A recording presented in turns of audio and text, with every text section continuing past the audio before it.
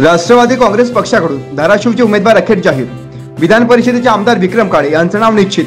आज दुपारी होणार अधिकृत घोषणा।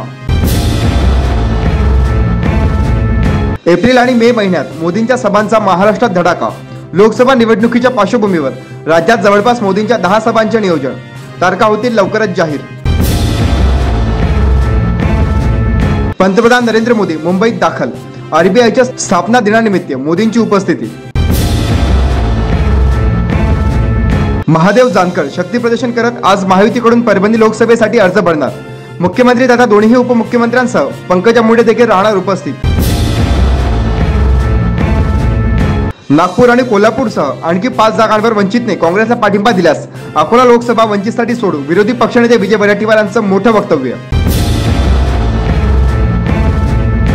महाराष्ट्र सदन घोटाळा प्रकरणी आज मुंबई उच्च न्यायालयात सुनावणी। पण या प्रकरणात आपल्याला आधीच क्लीन चिट, आताच्या प्रकरणाशी आपला काहीही संबंध नाही, छगन भुजबळांचा दावा। सांगली येथे तासगावच्या मांजर्डे येथून ड्रग्ज तयार करण्यासाठी लागणारं 11.5 लाखांचं केमिकल जप्त, 4 वेड्या। यवतमाळचे महाविकास आघाडीचे उमेदवार संजय देशमुख 2 एप्रिलला करतील उमेदवारी अर्ज दाखल। आदित्य ठाकरे, रोहित पवार देखील राहणार उपस्थित।